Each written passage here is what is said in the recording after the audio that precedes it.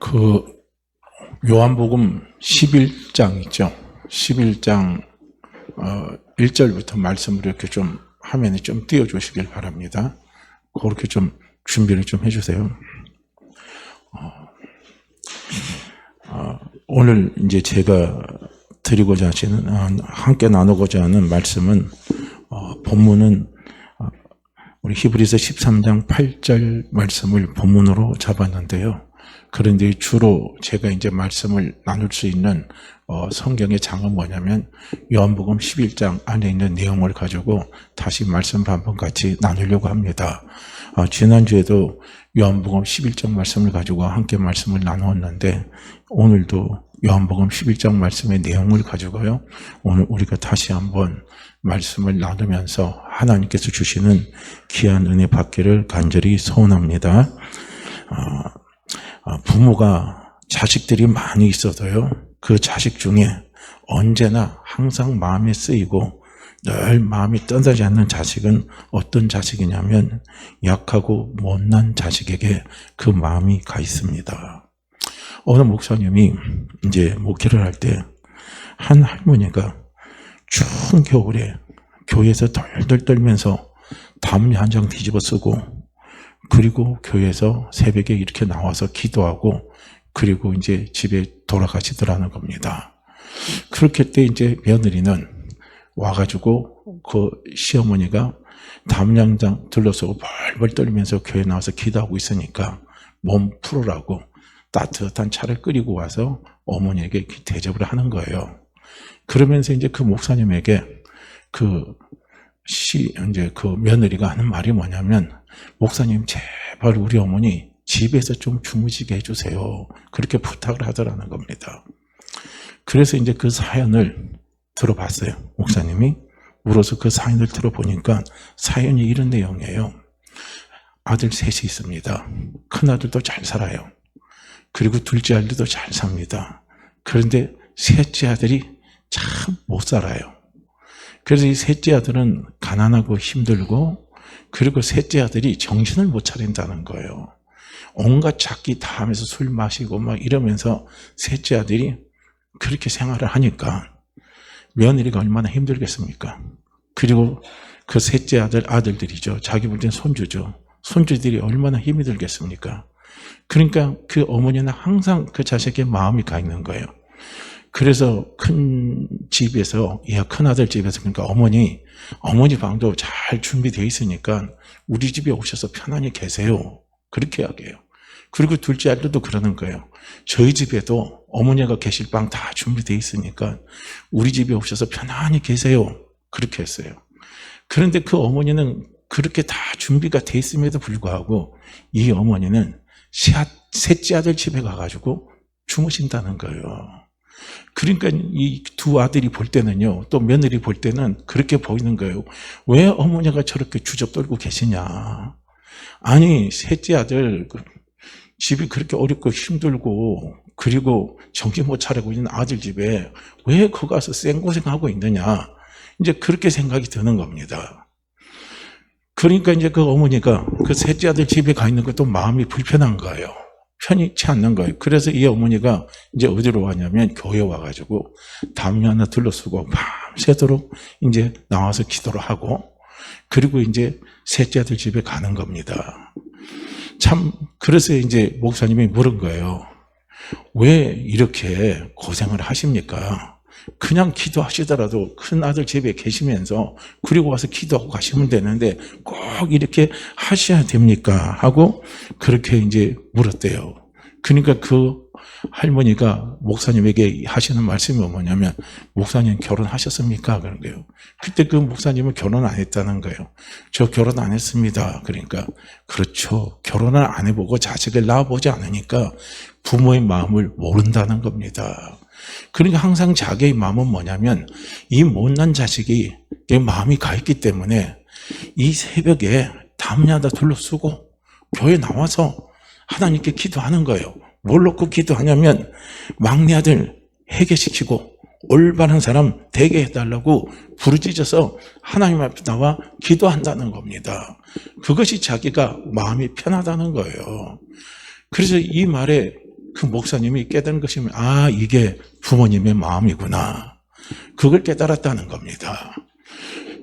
우리가 요한복음 11장 말씀을 가만히 보게 되면요. 우리는 여기서 저도 이 부분을 스치고 참 넘어갔어요. 예수님이 베다니라는 마을에 예수님이 오셨다 그랬습니다. 그런데 이 베다니라는 마을, 이 마을에서 예수님이 항상 사역하시고 나면 예루살렘 중심으로 예수님이 사역을 하시고 그리고 나서 쉴 때는요, 꼭 어디 와서 쉬셨냐면 베다니라는 마을에 와서 쉬셨다는 거예요. 그런데 그 베다니라는 마을 가운데 또 누구의 집에 있었냐면 마르다, 마리아, 나사로의 집입니다. 삼남의 집에 예수님께서 꼭 거하시면서 거기 주무셨다는 거예요.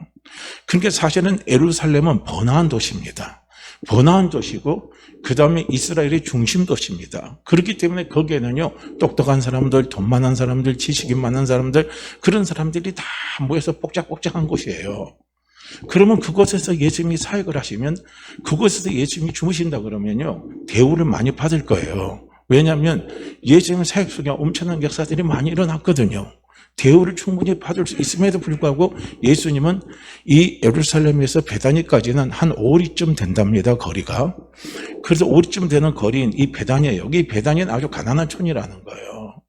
그리고 가난한 촌에서 마르다, 마리아, 나사로는 뭐냐면 부모님을 일찍 여겨서 이 삼나비가 어렵게 생활하고 있는 집이 바로 마르다 집이에요. 나사로 집입니다. 그래서 그 집에 예수님이 또 찾아가셔서 그 집에 유하시는 겁니다. 자, 우리는요, 여기에서 우리는 무엇을 느낄 수가 있냐면 예수님의 마음은 어떤 마음이냐? 예수님의 마음은 부모님의 마음과 똑같다는 거예요. 항상 예수님의 마음은 누구에게 가 있느냐면 가난하고 힘들고 어렵고 고통스러운 사람들, 그 사람들에게 예수님의 마음이 가 있다는 겁니다. 예수님의 마음은 꼭 이 부모님의 마음과 똑같습니다. 그게 부모님의 마음은 어때요? 못난 자식 잘 되기를 원하는 거예요. 잘난 자식은요, 잘 되는 대로 잘 살아요. 그리고 그것으로 감사해요. 그러나 항상 못난 자식은요, 늘 마음에 걸리는 거예요. 쟤 어떻게 할까? 쟤 어떻게 갈까? 늘 마음에 걸리는 겁니다. 그러니까 이 예수님의 마음이 꼭 이런 마음이라는 거예요. 그래서 예수님이 이 땅에 오신 것도 목적을, 우리가 예수님이 이 땅에 오신 목적을 이야기할 때도 예수님은 누구를 부르기 위해서 오셨다고 그랬어요?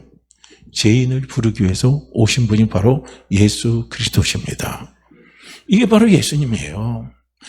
이 세상에서 누가 마음이 가장 불안하고, 이 세상에서 누가 가장 불안하고, 이 세상에 누가 가장 사실은요 불쌍한 사람입니까? 죄인입니다. 죄인이 불쌍한 거예요. 죄인이 불안한 거예요. 죄인이 괴로운 겁니다. 죄인이 외로운 거예요. 죄인이 두려운 겁니다. 다른 어떤 사람보다도요. 그러니까 예수님은 이 죄인을 부르기 위해서 이 땅에 오셨습니다. 그리고 이 예수님을 부르기 위해서 예수님이 이 땅에 오시고, 그리고 이 죄인을 위해서요, 예수님을 위로하시고, 그리고 격려하고 예수님을 살리기 위해서요, 예수님이 이 땅에 오셨다는 거예요. 이것이 바로요, 하나님의 마음이고 이 땅에 오신 예수 그리스도의 마음이라는 사실을 우리는 꼭 기억하시기를 바랍니다. 어느 날 예수님께서 요단강 저편에 멀리 계시는데요, 그런데 이런 기별을 받는 거예요. 어떤 기별을 받냐면 마르다의 오렙입니다. 마르다의 오렙이 나사로가 곧 죽을 병이 들렸다는 거예요. 그러니까 그 병이 어떤 병인지 모르지만 갑작스럽게 찾아온 병인 것 같아요. 그러니까 아마 마리아도 자기 오빠가 아마 갑자기 찾아오니까, 요즘 말하면 그냥 직장생활 하다가 집으로 돌아왔는데 갑자기 막 열이 펄펄 끓으면서 시름시름 하다가 막 어떻게 사경을 헤매는 거예요. 그러니까 어떻게 의사들이 막 부르고 병원에 데려가 보니까 병원에서 하는 말이, 한 군데만 가봤겠습니까? 오늘 우리 같으면 두세 군데 갔을 거 아니겠어요? 갔는데 의사들이 하는 말이 어떤 말이냐면 곧 죽을 것 같습니다. 그런 말 하는 거예요. 가망이 없다는 거예요.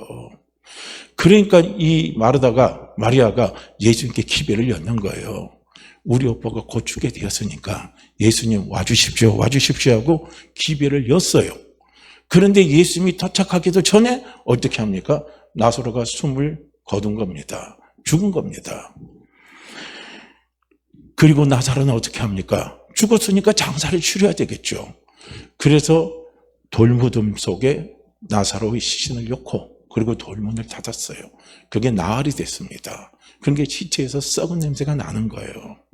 그러니까 이 마르다와 마리아가 그나마 부모 일찍 여겨서 오빠 나사로를 의지하면서 살았는데 오빠 나사로가 갑자기 죽게 되는 거예요.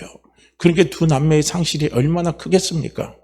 아마 우리가 상상을 동원해서 생각을 해본다면은 아마 4일 동안 밥도 안 먹을 것이라 생각해요. 큰 슬픔과 비통 가운데 이 마르다와 마리아가 빠져 있었을 것 같아요. 그런데 그런 마르다와 마리아에게 동네 사람들이 기별을 여는 거예요. 예수님이 이제 우리 동네 입구에 들어와 계셨다. 그 말하는 거야. 그러니까 마르다가 예수님을 맞이하러 쭉 동네 입구로 가는 겁니다. 그리고 나서 주님을 만나는 거예요. 그래서 주님을 만나서 주님께 마르다가 무슨 말을 했냐면 주님이 이곳에 나흘 전에 4일 전에 계셨더라면 우리 오라버니가 죽지 않았을 것입니다 하고요 울면서 어떻게 합니까? 예수님께 이야기하는 거예요.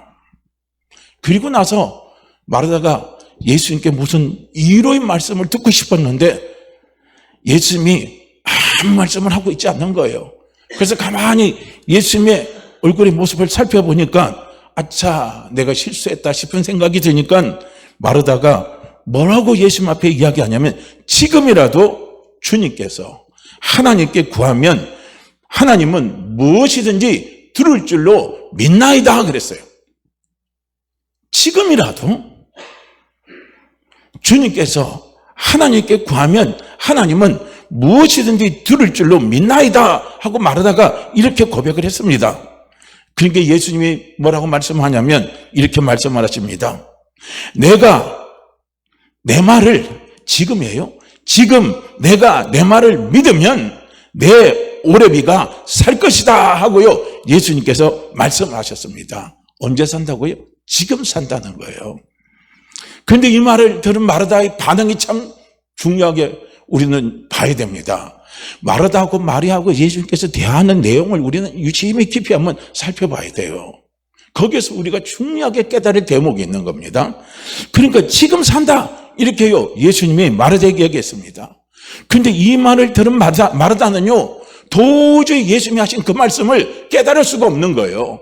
저 양반이 도대체 무슨 말씀을 하고 있는가, 어떤 말씀을 하고 있는가 자기는 깨달을 수가 없는 겁니다. 왜 깨달을 수 없느냐, 왜 받아들일 수가 없냐면요 마르다는 도저히 자기의 경험, 자기의 이성적으로 예수님의 말씀을 아무리 판단해도 받아들일 수가 없는 거예요. 그렇죠? 아니 시체가 썩어서 살아내서 냄새가 나는데 지금 내 오레비가 산다 하니까 이거 받아들이겠습니까? 우리 같으면 받아들이겠습니까? 인정을 하시겠습니까? 아멘 하시겠습니까? 어떻게 생각하셔요? 그런 말 안 나옵니다. 아무 소리도 안 해요. 그래 놓고 속으로 어떻게 합니까? 택도 없다 이거지. 말도 안 된다. 우리는 그런 반응을요 우리 속에 아마 냉소적인 반응이 나올 수 있을 겁니다.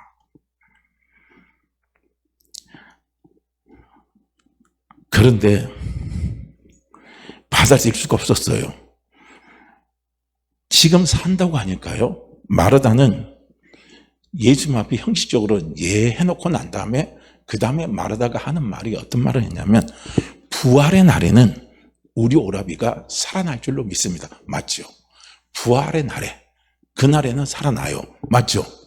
우리 죽은 모든 사람도 언젠간요 주님이 부르시는 그날이 되면 주님 앞에 서는 그날이 되면 우리 모두가 다 살아나서 주님의 심판대 앞에 다 갖다 서는 거예요. 그러니까 부활의 날에는 우리 오라비가 살 줄로 믿습니다 이거요. 자, 마르다가 대답을 잘했다고 봅니까? 대답이 잘못됐다고 봅니까? 예수님의 마음에 흡족한 대답입니까? 예수님의 마음에 들지 않는 대답입니까? 1번 흡족하다, 2번 예수님 마음에 들지 않는다. 1번과 2번 중에 어떤 거 하세요? 예? 잘하시네요. 2번이죠. 예수님이 원하시는 그런 대답이 아닌 거예요. 예수님이 강조한 건 뭐냐면 지금을 강조하는 거예요. 지금. 그런데 마르다는 어떻게 이야기합니까? 처음에 주님 만났을 때 주님 앞에 고백하는 게 과거입니다. 4일 전이죠. 과거의 예수를 이야기하는 거예요. 4일 전에 예수님이 계셨다면 우리 오라버지는 죽지 않았습니다. 그랬죠? 그러니까 지금 네가 내 말을 믿으면 지금 네 오래비가 살리라 하고 예수님이 말씀을 하셨잖아요.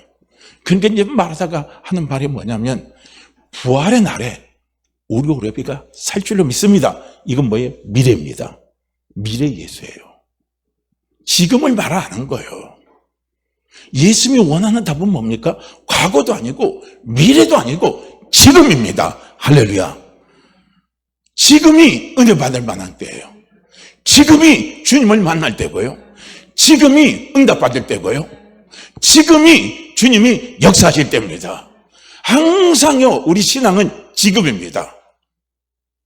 그래서 히브리서 13장 8절 말씀에 뭐라고 했냐면 예수 그리스도는, 그렇죠? 예수 그리스도는 어제나 오늘이나 영원토록 동일하시다는 거예요. 어제의 예수님이 오늘의 예수님이고 오늘의 예수님은 앞으로의 예수님입니다. 이 말은 뭡니까? 예수님은 동일하신 분이에요. 동일하게 예수님은 언제 역사하시냐면 지금 역사하시는 거예요. 할렐루야. 그러니까 우리가 신앙 고백도요, 두 종류의 신앙 고백이 있어요. 이건 제 편으로 하는 겁니다. 양해하고 들으시길 바랍니다. 죽은 신앙 고백이 있고요, 살아있는 신앙 고백이 있는 거예요.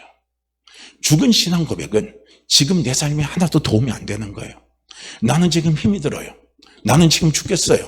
나는 지금 병들어서 너무 고통스러워요. 나는 지금 너무 괴로워요. 나는 지금 너무 나는 고독하고 힘이 들어요. 그래서 나는 지금 누군가의 도움이 필요한 거예요. 누군가의 도움이 필요한 겁니다.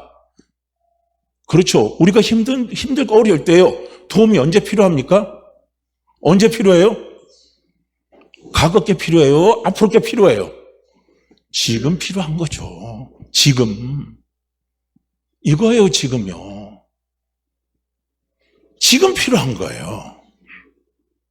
그러니까 죽은 신앙 고백은요, 맨날 과거 예수만 생각하는 거예요. 과거에 죽은 자를 살리시고, 그죠? 병든 자를 고치시고, 귀신도 쫓아내시고, 죄인도 용서하시고, 한 그 과거의 예수만 생각하는 거예요. 그리고 죽은 신앙 고백은 뭡니까? 앞으로 이루어질 부활의 날에는 눈물 고통 없죠. 그죠? 부활에는 눈물 고통 없어요. 부활의 날에는 천국 가면 하나님이 우리 눈물 다 씻어주고 그것은 기쁨과 감사만 넘치는 것이요, 그것이 바로 천국이고 부활입니다. 그러니까요, 죽은 신앙 고백이라는 것은 무엇이냐면 미래만 생각하고 과거만 생각하는 거예요. 그러니까 지금 나에게는 아무런 도움이 안 되는 거예요. 할렐루야. 내가 예수를 믿어도 내가 믿는 예수가 지금 도움이 돼야 된다는 거예요. 내가 예수를 믿어도 지금 내가 믿는 예수가 지금 나에게 힘이 돼야 되고, 지금 나에게 능력이 돼야 되고, 지금 나에게 위로가 돼야 되고, 지금 나에게 생명이 돼야 되고, 지금 내 문제를 해결해 주시는 분이 돼야 된다는 거예요. 지금 되는 게 중요한 거예요. 천국은 언제부터 천국이냐? 천국은 지금이 천국입니다. 할렐루야.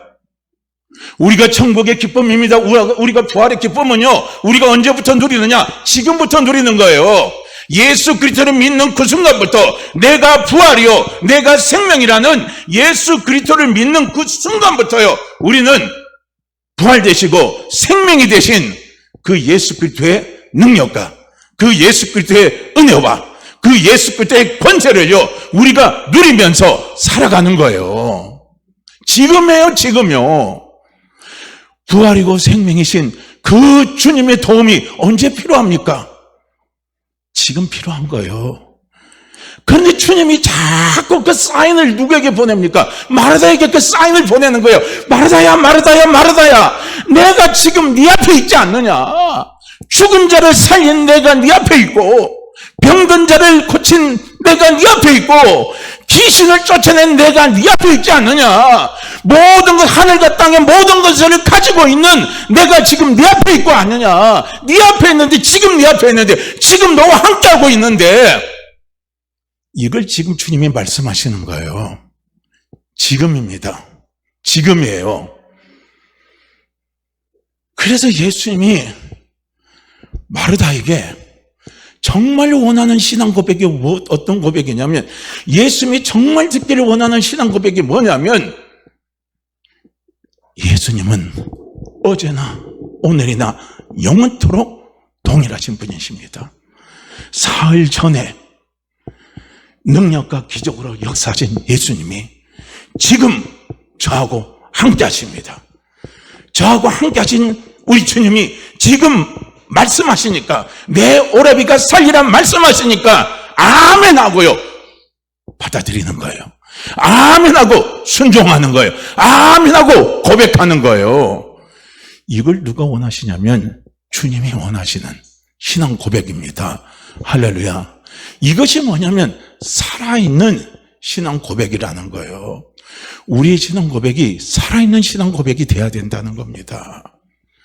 살아있는 신앙 고백은 지금 살아 역사하셔서 나하고 함께 하시면서 나를 도와주시고 나를 축복하시고 나를 위로하시고 나의 힘이 되어주시는 주님을 제가 믿습니다 라고 고백하는 것이요, 이것이 바로 살아있는 신앙 고백이라는 거예요. 주님이 우리에게 원하시는 내 믿음의 고백입니다. 그 고백을 원하는 거예요. 오늘도 우리가 신앙 고백했잖아요. 오늘 우리가 신앙 고백을 할 때 그 신앙 고백을요, 과거에 내가 그 주님의 능력을 체험했지 하고 생각하고 신앙 고백을 한 사람은 오늘 그 문제 해결 못 받습니다. 앞으로 부활 때, 마지막 때, 종말 때 주님이 오셔서 나를 위로하십니다 하고 그런 마음으로 오늘 우리가 신앙 고백을 한 사람은요, 지금 주님의 위로를 받을 수가 없어요. 우리가 언제 어떻게 고백해야 되냐? 전능하사 천지를 만드신 하나님 아버지가 지금 나하고 함께 계십니다. 지금 나를 도와주십니다. 지금 그 문제 속에 역사하십니다. 지금 그 일 속에 역사하십니다. 지금 나를 치유하십니다. 지금 나를 고쳐주십니다. 지금 나를 점점 잘되게 하십니다 라고 고백하는 거예요. 전능하사 천지를 만드신 하나님 아버지가, 과거의 아버지면요, 지금 나에게는 그 아버지가 필요가 없는 거예요. 그건 돌아가신 아버지입니다. 그리고 전능하사 천지를 만드신 하나님 아버지가 미래의 아버지라면요, 그건 지금 나에게 필요가 없어요. 아무런 필요가 없습니다. 지금 나에게 필요한 것은 무엇입니까?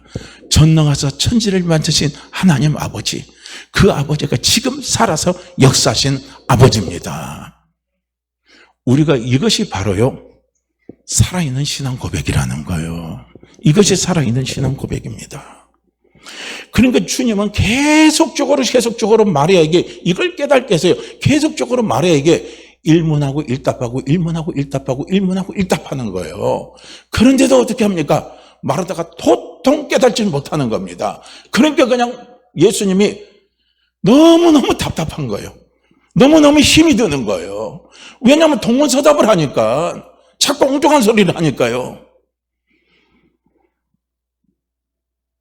25절 말씀에도 보면요, 예수께 이르시되 나는 부활이요 생명이니 나를 믿는 자는 죽어도 살겠고 무릇 살아서 나를 믿는 자는 영원히 죽지 아니하리라. 이것을 내가 믿느냐 그랬거든요. 여기서 중요한 대목이 뭔 줄 아십니까? 나는 부활이요 생명이니 나를 믿는 자는 죽어도 산다는 겁니다. 할렐루야. 지금 죽었지만 나는 부활이고 생명이니까, 지금 네 오빠 나사로가 죽었다 할지라도 산다 이거예요. 예수님이 왜 부활하신 줄 아십니까? 십자가에 못 박히시고 왜 예수님이 부활하신 줄 아십니까? 예수님이 부활해서 예수님이 부활이 아니에요. 예수님 자신 자체가 뭡니까? 생명이에요. 생명. 영원한 생명입니다.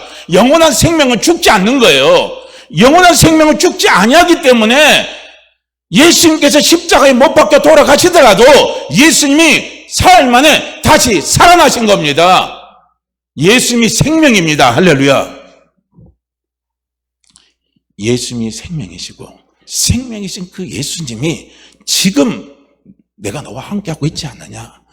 그러면 내 생명인 내가 역사하면 네 오래비가 산다는 거예요. 네가 죽었다고 생각해도 산다는 겁니다. 할렐루야. 그걸 지금 마르다에게 깨달으라고 이야기를 했는데 마르다가 또 뭐라고 대답을 합니까? 이르되 주여 그러하오이다. 인정하는 것 같잖아요. 근데 뭘 인정하냐면 주여 그렇습니다. 미래의 예수를 인정하는 거예요. 미래의 주님을 인정하는 겁니다. 주는 그리스도시요 세상에 오시는 하나님의 아들이신 줄 내가 믿나이다. 이렇게요 말하는 거예요. 제가 이 부분 앞부분은 제가 해석을 잘못했습니다. 주는 그리스도시요 세상에 오시는 하나님의 아들이라는 거예요. 이거는요 지금이 아닌 거예요. 그냥 주님은 그리스도시고 주님은 그리스도시고 그냥 하나님의 아들입니다 라고만 고백한 거예요.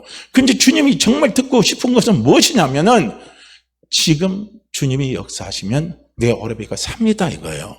그걸 주님은 듣고 싶은데 마르다는 자꾸 이렇게 엉뚱한 소리를 하는 겁니다. 이게 그래서요 요한복음 11장 이 설교가 끝나고 나서요 17절부터요 27절까지 말씀을 까복따복 한번 집에 가서 살펴서 예수님이 묻고 마르다가 대답하고 예수님이 묻고 마르다가 대답하는 내용을 잘 보세요. 완전히 예수님하고 동떨어진 예수님이 원하시는 그런 신앙 고백을 하지 않는 겁니다. 예수님이 원하시는 신앙 고백은 뭡니까? 부활이요 생명이신 주님이 지금 역사하시면 내 오래비가 삽니다. 내 오래비가 삽니다 이거예요. 이걸 예수님은 듣기를 원하시는 겁니다. 그런데 마르다가 그런 대답을 못하니까 답답하니까 이젠 마르다에게 뭐냐면 그러면 네 동생 마리아를 한번 불러와봐라 그랬거든요. 그러니까 마리아를 불러오라는 이유가 뭔 줄 알아요? 그래도 마르다는요 마르다하고 마리아가 차이가 있어요. 예수님 생각할 때는요 예수님이 항상 나사로의 집에 왔을 때 마르다는 분주하게 움직이면서 예수님 접대하기 바쁜 사람이고 마리아는 어떻게 합니까? 예수님을 접대하는 마르다의 최고의 대접은 뭡니까? 예수님이 말씀하셔서 그 말씀을 귀담아 듣는 거예요. 오늘 우리로 말하면 열심히 성경 읽고 성경 공부하는 사람이에요. 그러니까 예수님이 마르다는 다르겠지 생각하고 마리아는 다르겠지 생각하고 마리아를 불러오라고 그랬는데 그런데 마리아가 예수님 앞에 엎드려서 마리아가 고백하는 고백도 똑같은 고백입니다. 예수님이 조금만 일찍 오셨다면 우리 오래비가 죽지 않았을 겁니다 하고요 마리아가 예수님 앞에 울면서 고백을 하는 거예요. 그러니까 33절 말씀에 보면 예수께서 그가 우는 것과 또 함께 온 유대인들이 우는 것을 보시고 심령의 비통이 여기시고 불쌍히 여기사 그랬어요. 심령의 비통이 여기시고 불쌍히 여겼다 그랬습니다. 그러니까 예수님의 마음이 갈기갈기 찢어지는 거예요. 그러니까 이렇게 고백할 때 예수님의 마음은 두 가지가 안에서 막 움직이는 거예요. 화도 나고 불쌍도 하고 화도 나고 불쌍한 거예요. 왜 화가 나느냐? 말귀를 못 알아들으니까 화가 나는 거고 또 불쌍한 건 또 뭡니까? 역시 말귀를 못 알아들으니까 불쌍한 거예요.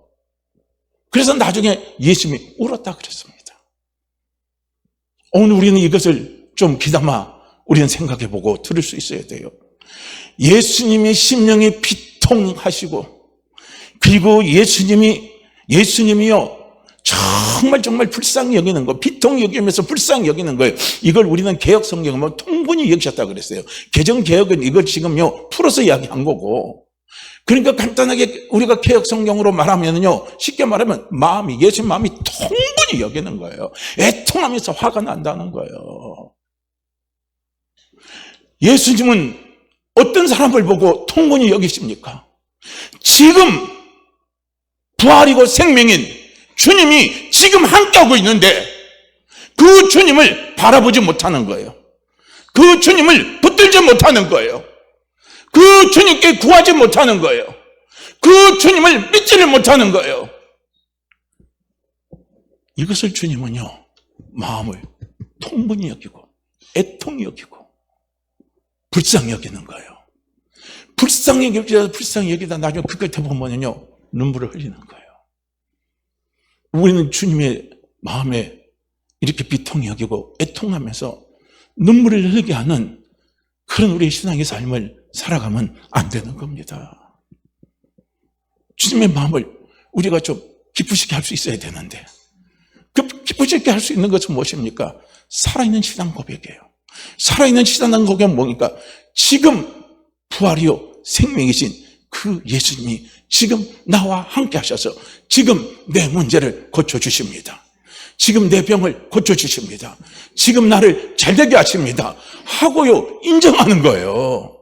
그것이 살아있는 신앙 고백이고, 이것이 주님이 우리의 입술의 고백을 통해서 듣기를 원하시는 겁니다. 분명히 민수기 14장에서 말씀하고 있죠. 뭐라고 말씀하고 있습니까? 내 입에 나가는 말을 내가 듣고 행하리라. 할렐루야. 잠언서에서는 뭐라고 말씀하고 있습니까? 죽고 사는 것이 어디에 달려있다? 혀의 건세에 달려있어요. 네가 어떤 말을 하느냐, 어떤 말을 하느냐가 네가 죽느냐 사느냐 문제를 결정한다는 거예요. 그렇기 때문에 살아있는 우리의 신앙 고백이 너무너무 중요한 거예요. 그래서 우리가 어떤 문제, 어떤 위기가 찾아올 때라도 우리는요 주님 앞에 살아있는 신앙 고백을 하시기를 바랍니다. 전능하사 천지를 만드신 하나님이 지금 나를 도와주십니다. 지금 나를 치유하십니다. 지금 나를 잘되는 길로 인도하십니다. 지금 나를 형통한 길로 인도하고 계십니다. 지금 나를 도와주십니다. 그래서 나는 행복합니다. 그래서 나는 감사합니다. 그래서 나는 소망이 있습니다. 그래서 나는 희망을 갖습니다고요. 우리는요 그 살아있는 지금 살아 역사하시는 전능하신 천지를 만드신 하나님 아버지에 대한 살아있는 신앙 고백이 필요한 거예요. 이것이 우리에게 필요한 겁니다. 이것이 주님이 우리에게 원하시는 마음이에요. 그렇게 지금도 보면은요, 우리 교회도 마찬가지, 저도 마찬가지지만요, 얼마나 우리가 주님을 울게 하십니까? 저는 한번요, 환상을 한번 봤어요. 제가 막 힘들고 너무 고통스러웠어요. 어떤 한 일을 당했는데 그 일에 대해서 제가 너무 힘들고 고통스러워서요. 그래서 그게 스트레스가 엄청나게 쌓이니까요, 제가 하혈이 막 시작이 되더라고요. 하혈이 한 달 동안 멈추지 않고 일어나더라고요. 그런데 그 주님이, 기도하는데 주님이 먼 시간 저 갯바위 위에 앉아 계시면서, 외롭게 앉아 계시면서 저를 바라보시는 주님을 볼 수가 있었어요. 우리는 주님을 외롭게 하면 안 되거든요. 주님은 나로 인해서 즐거워하십니다. 우리는 주님이 일하게 하셔야 되는 거예요. 내가 일하는 것이 아니라 주님이 일하게 하시는 겁니다. 주님은 무엇을 보고 무엇을 듣고 주님이 일하십니까? 내 입술에 살아있는 신앙 고백을 통해서 그 고백을 듣고 주님은 일하시는 거예요. 일하시는 겁니다. 기쁘게 일하시는 거예요. 힘차게 일하시는 거예요. 좋아하면서 일하시는 거예요. 부모가 아무리 힘이 없다 할지라도요, 자식이 부모의 도움을 받기 위해서 와서 도움을 구하면요, 힘없는 부모라도 마음은 기쁩니다. 마음은 기쁜 거예요. 그렇죠? 네가 나를 인정해 준다는 거예요. 그런데 가장 비참한 건 뭡니까? 내가 힘이 없다고, 네가 그 문제 있다고 나를 싸그리 무시해버려. 나를 완전히 투명인간 만들어버려. 그런 것이 부모 속에 딱 느껴질 때는요, 그 부모의 마음의 비참함은 이루 헤아릴 수가 없습니다. 그 비참함 속에서 부모는 홀로 눈물을 흘리는 거예요. 그러니까 우리는 예수님을요, 홀로 눈물을 흘리게 해서는 안 된다는 겁니다. 죽은 신앙 고백은요, 주님의 눈물을, 홀로 주님이 눈물을 흘리게 하시는 것이, 그것이 바로요, 죽은 신앙 고백입니다. 주님은 과거의 주님도 아닙니다.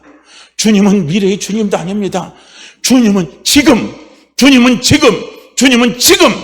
지금의 주님이십니다. 지금의 예수 그리스도십니다. 하나님은 과거의 하나님이 아니십니다. 하나님은 미래의 하나님이 아니셔요.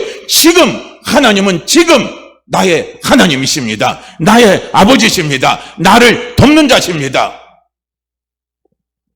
이것을요, 하나님은 우리 입술 속에 듣기를 원하신다는 거예요.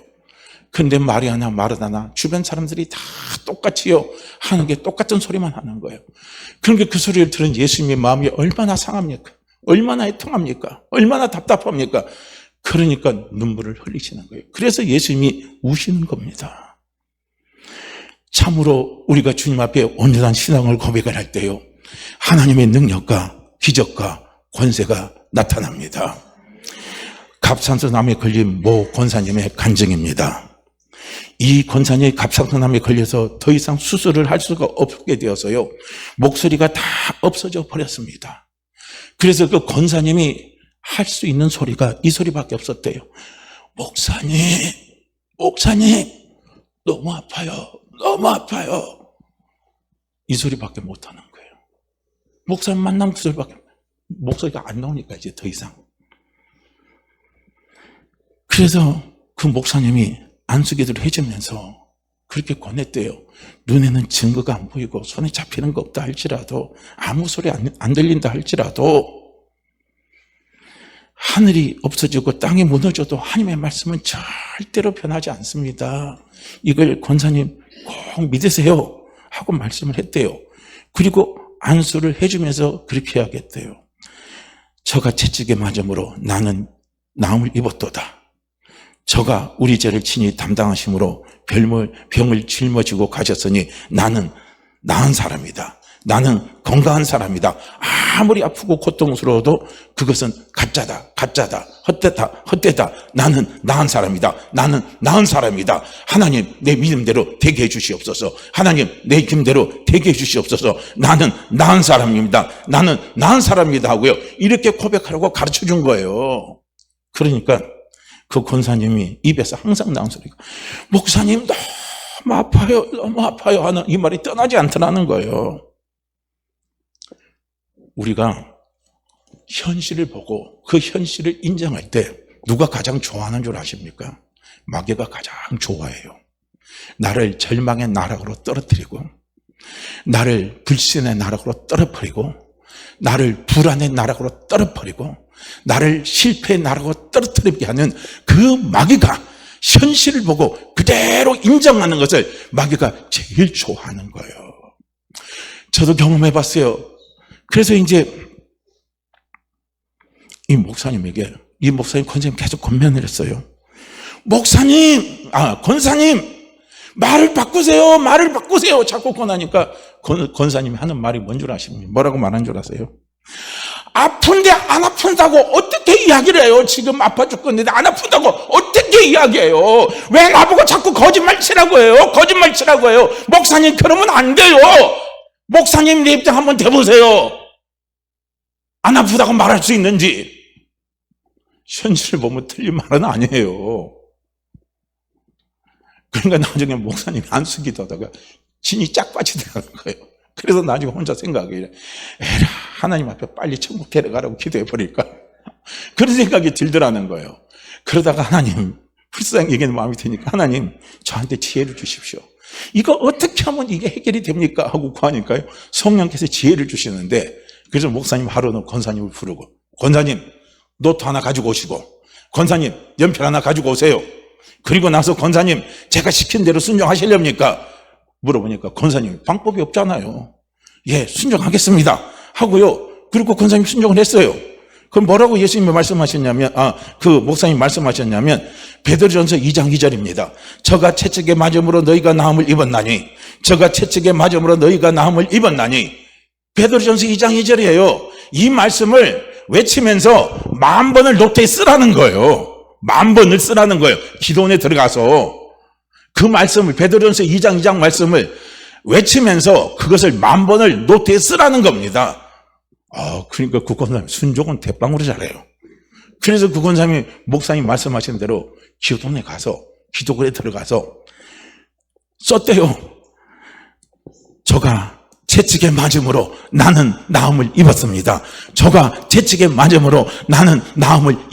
하고요. 10,000번을 외치면서 10,000번을 기록을 했대요. 이야, 대단하죠. 그거 하는데요, 열흘 걸렸대, 열흘요. 잘 귀담아 드세요. 잘 귀담아. 우리에게도 엄청나게 도전이 되는 말씀이에요. 이게 간증입니다. 그러니까 열흘을 되니까 다 끝났어요. 그리고 나서 좋아가지고 이제 그 열일 끝나고 그 다음 주 화요일 날인가 그 목사님을 만나러 갔대요. 그 쫙 좋아서 가서 목사님 하고 막 소리를 지르더래요. 다 썼어요, 다 썼어요, 10,000번을 다 썼어요. 근데 목사님이 소리 들으니까 목소리가 가라가라고 목소리가 막 살아있거든요.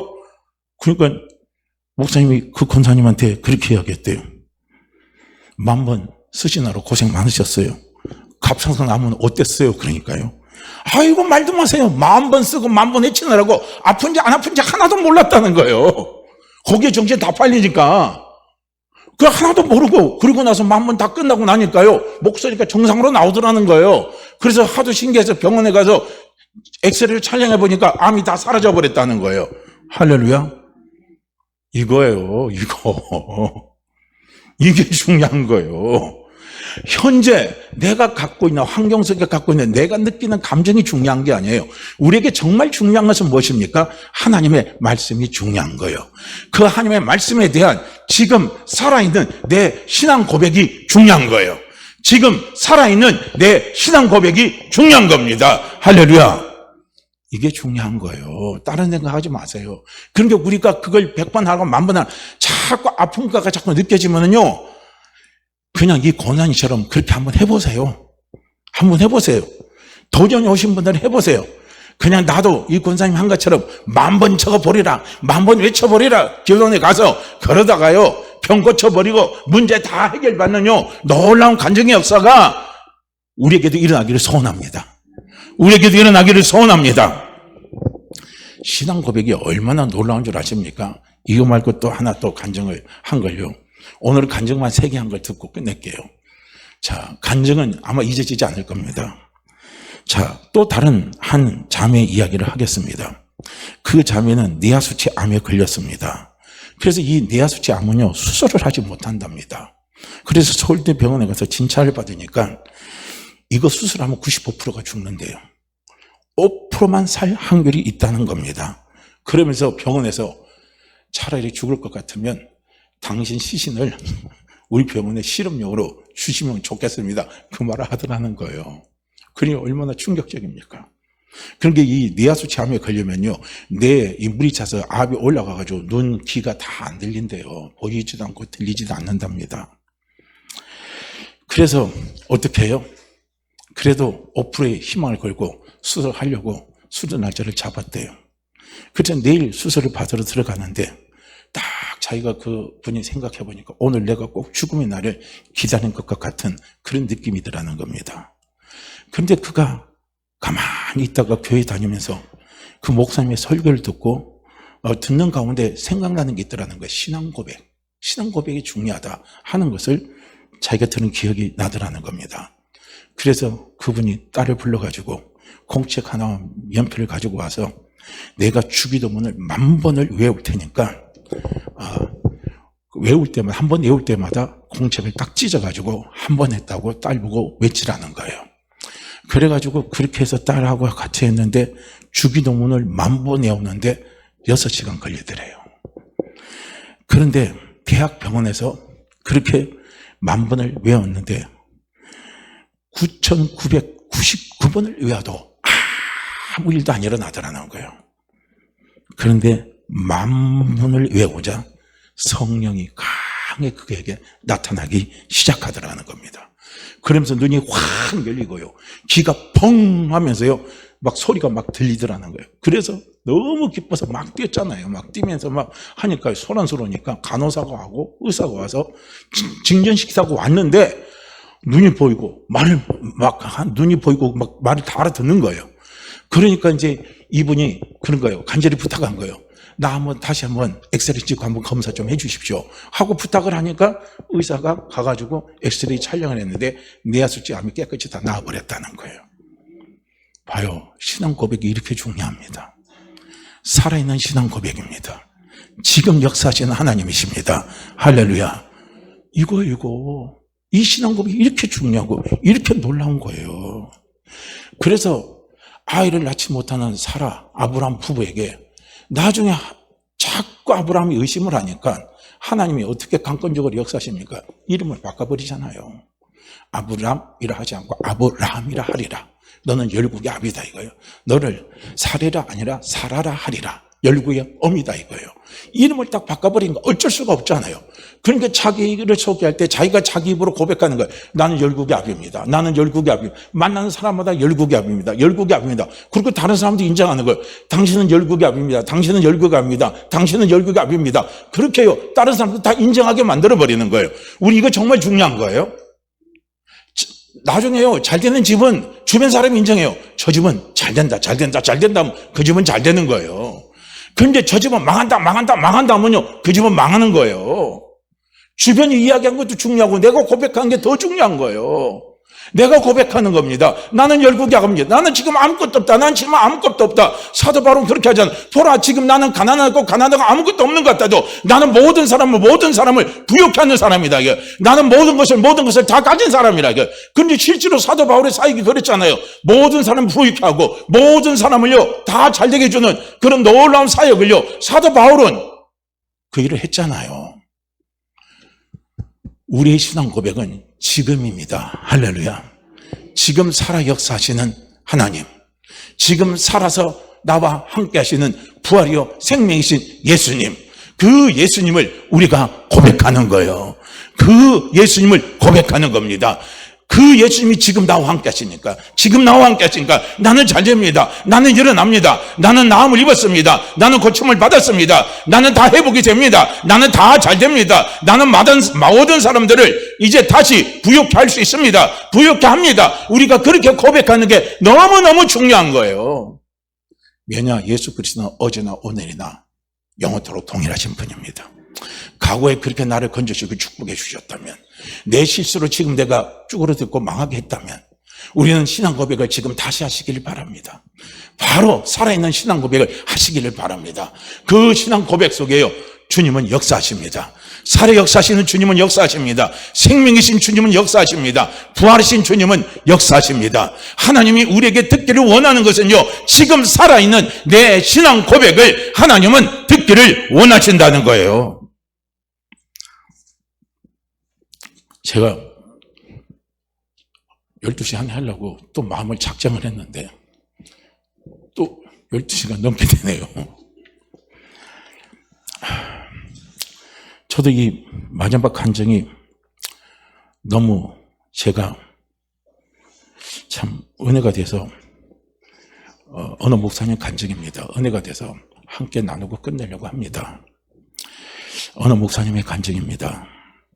그분은 폐병원에서 1년 정도 산다는 진단을 받았습니다. 그런데 이제 이분이 성경을 읽으면서 그것을 깨달았어요. 예수님이 죄인의 죄를 용서하시고 귀신을 쫓아내고 병자의 병을 고치시고 죽은 자를 살리고 배고픈 자를 먹이시는 것을 보고 그분이 깨달은 거예요. 아, 예수님은 죄는 미워하되 죄인은 사랑하시는구나. 아, 예수님은 귀신은 미워하되 귀신 들린 사람은 사랑해서 고쳐주시는구나.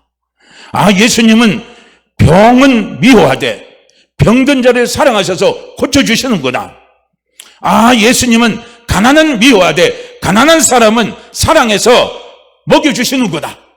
아, 예수님은 죽음은 미워하시되 죽은 자를 사랑해서 살려주시는구나 하는 것을요, 이분이 성경에서 깨달아버린 거예요. 그리고 나서 그분이 그렇게 고백을 했다는 거예요. 나 같은 못난 사람도 주님은 사랑해 주시고 현재 도와주시고 은혜를 베푸십니다 하고요, 그렇게 고백하고 가방함에 엎드려서 하나님 나를 치료해달라고 간절히 기도를 했다는 거예요. 그러니까 주님이 응답하셔서 그 폐를 싹 고쳐주신 겁니다. 1년밖에 못 산다고 했는데 그 후에 돌아가실 때까지요, 폐병으로 인해서 기침을 한 번도 한 적이 없다는 거예요. 이분이 85세에 돌아가셨어요. 봐요. 살아있는 신앙 고백 얼마나 중요합니까?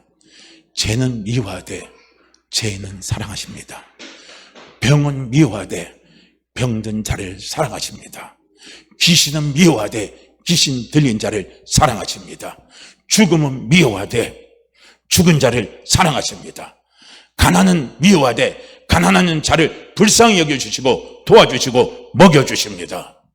이분이 바로 예수님이십니다. 부활의 주님이십니다. 우리의 신앙 고백은 참으로 중요하고 중요합니다. 살아있는 신앙 고백, 주님 듣기를 원하십니다. 주님 듣기를 원하십니다.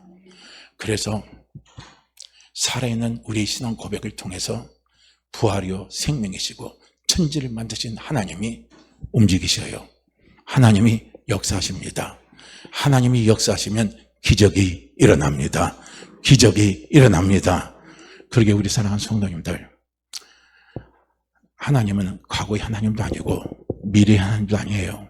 그 하나님은 지금 나와 함께 하시는 전능하신 하나님 아버지입니다.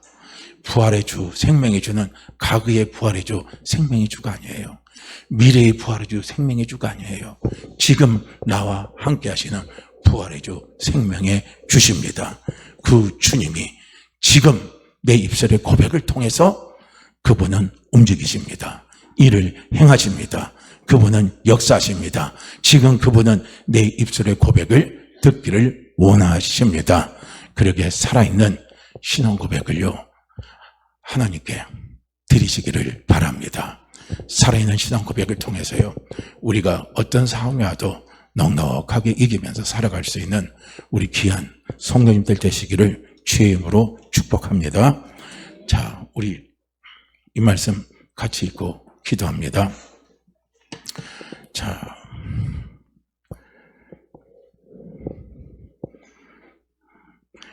우리 요한복음, 오늘 히브리서 13장 8절 말씀 함께 읽죠. 예수 그리스도는 어제나 오늘이나 영원토록 동일하시니라. 예수 그리스도는 어제나 오늘이나 영원토록 동일하시니라. 예수 그리스도는 어제나 오늘이나 영원토록 동일하시니라. 아멘. 기도할게요. 할렐루야. 하나님 아버지, 이 시간도 아버지 앞에 머리 숙여 감사함으로 아버지 앞에 감격하고 기도합니다. 주여 예수